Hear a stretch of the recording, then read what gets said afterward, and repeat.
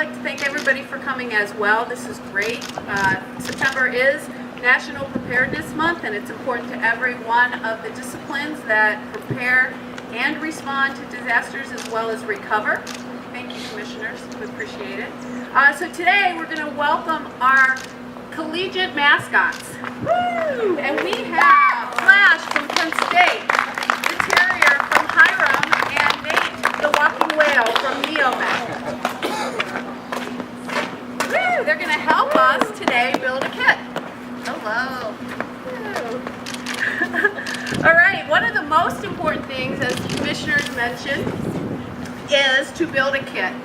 Every individual, student, and yes, mascots, should be ready for any disaster. And so what we're going to do today is put a kit together so that every one of you can go home and make sure your kit's all up to date, and make sure if you don't have one that you put one together.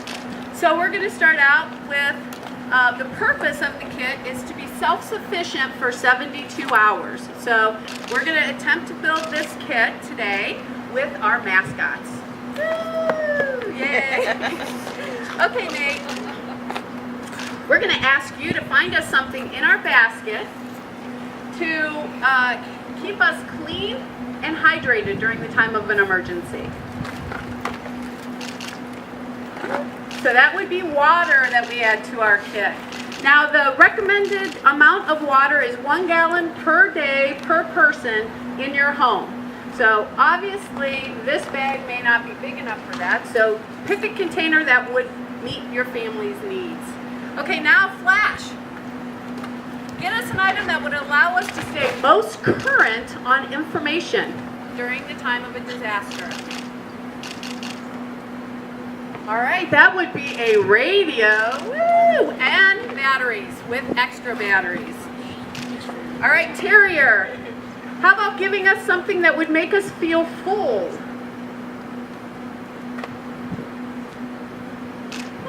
Non-perishable food. Again, this is something that we want to make sure that you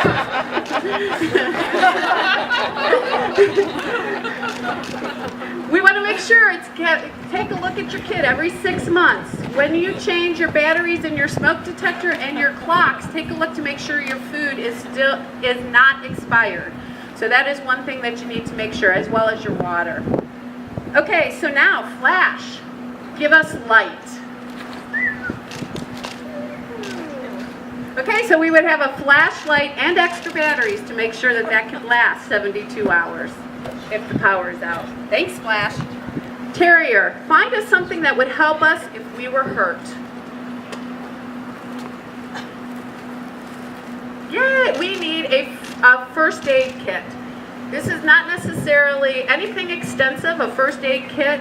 And again, we need to make sure that any kind of ointments or medicines stay not expired. Make sure that they're not expired. So take a look at that at a 6-month period as well. All right, Nate, you're up. How about if we wanted to keep important information and a little extra money in our kit? We need a waterproof package. It's very important to keep a little extra money in there because we may not, in our society today, we're so used to ATMs and they may not be working during the time of a disaster. Whoa. Sorry about that. All right. Flash. Let's find some stuff that will help us make minor repairs and open the cans we may have. Can opener. Woo! And some little tools. All right. Terrier, help us find something that can keep us clean and dry during the time of a disaster. A personal hygiene kit. So this would be definitely pertinent to your family. A couple additional things that you might want to put in there, depending on your family, is baby food. If you have young children, anything that's pertinent for 72 hours of self-sufficient. Okay, mascots, what else do you think you might put in there?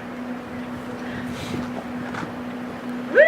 Woo! Way to go, guys. Yes, actually, this is not just a joke. It doesn't have to be a university shirt or a college shirt, but we ask you to put a change of clothes for each member of your family in a kit. It's an additional item. What else?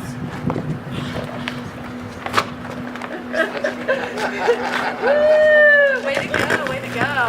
Actually, again, make this personal to your family, whatever you think you may need. I'm not sure we need a football or a soccer ball, but if we have young kids, we may definitely want that. Okay, so this is your basic kit.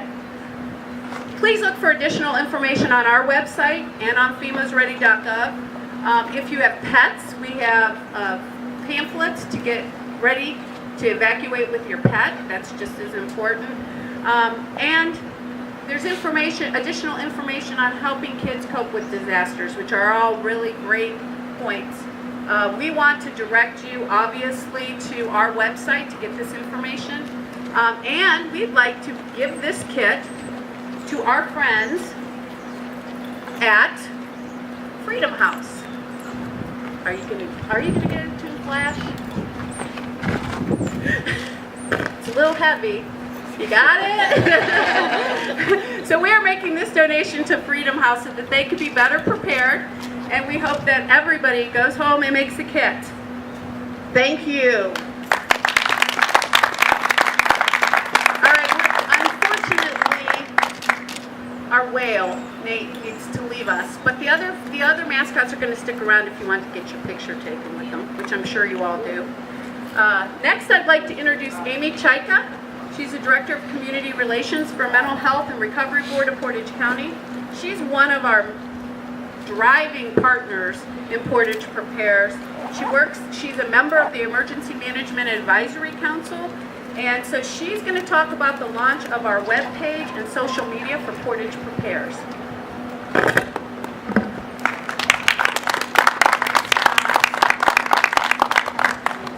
All right, I think Nate is on his way back to the big pond. See you, Nate. Thanks.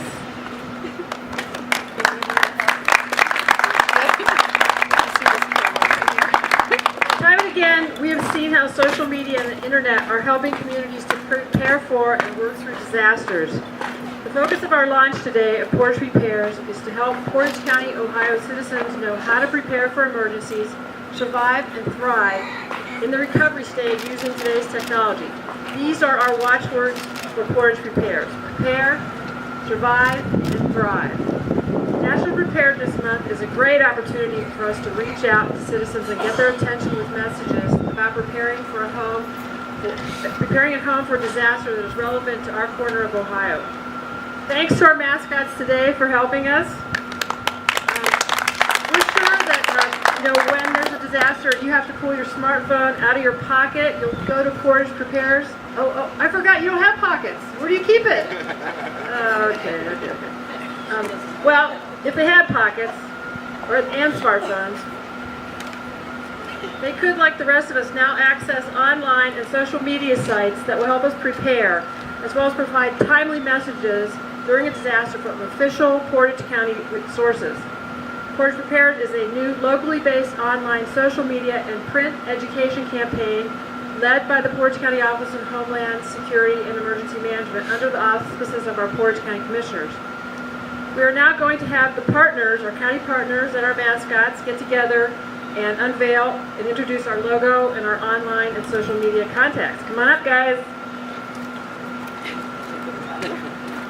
Don't be shy, Carrier. Come on in and join the fray. All right, you can see the web page at our county site. There you'll find newsletters, links to resources from our partners, as well as national preparedness information and sites like ready.gov, Ohio Emergency Management Agency. You'll find our local health departments, Kent, Portage County, and Ravenna. There'll be real-time information about disasters on this page and links to other pages on the county site when the EOC, the Emergency Operations Center, is activated. All Portage Prepares materials are available for residents who are not online. So those folks that we have in our community who haven't yet started to work on their Facebook or their web pages or their internet, and also get these pieces of materials from the office directly by calling 330-297-3607. Our Facebook is up and running. You can find it at Portage Prepares. We're now tweeting from @Portage Prep. All sites are live as of today. This was a wonderful collaborative project by county and city agencies and volunteers. We will introduce a new edition of the newsletter on a regular basis. Residents are encouraged to check back. The web page and social media will highlight preparing for specific emergencies, also on a regular basis. And then our print versions will be distributed to community entities, organizations, and groups. This project has been a year in the making, and I know Flash is really excited. Because of the efforts of a committee of local agency and institution staff and volunteers who have worked on these activities. The EMA Council would like to thank them individually and their home offices for what they have accomplished. They represent the Portage County Health Department, Mental Health and Recovery Board of Portage County, the staff of the Portage County Commissioners, Mental Health and Recovery Board of Portage County, and Portage County Information Technology Services, Kent City Health Department, Robinson Memorial Hospital, Kent State University College of Public Health, in consultation with the School of Journalism and Mascots, and media representatives Bob Long of Streetsboro and Randolph Township trustee Susan White. Now, before you all leave today, get out your smartphones. Come on. Get out your phones. Log on to Facebook. Unless you have already put Portage Prepares in there. Flash, is it in yours? Hiram Terrier, got it on yours? Okay. All right.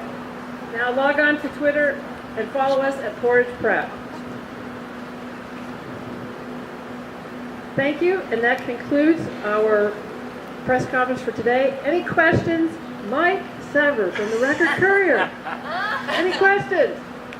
When you say you've got information up there in general, but more real-time information when the EOC goes active, that's in case of how wide of an emergency? Usually what we're talking about is the kind of emergency that involves a number of communities. Okay. So if you had like an emergency in Kent, it wouldn't necessarily... Right, the EOC would not necessarily be activated. Okay, so information in that case would be through still the City of Kent. City of Kent, Kent City Police Department, whoever's their incident command. You've got a full list of agencies that were involved in this process? Yes, I do. Okay. Anything else, Mike? No? Thanks so much for coming. Thank you, Mascots. We love you.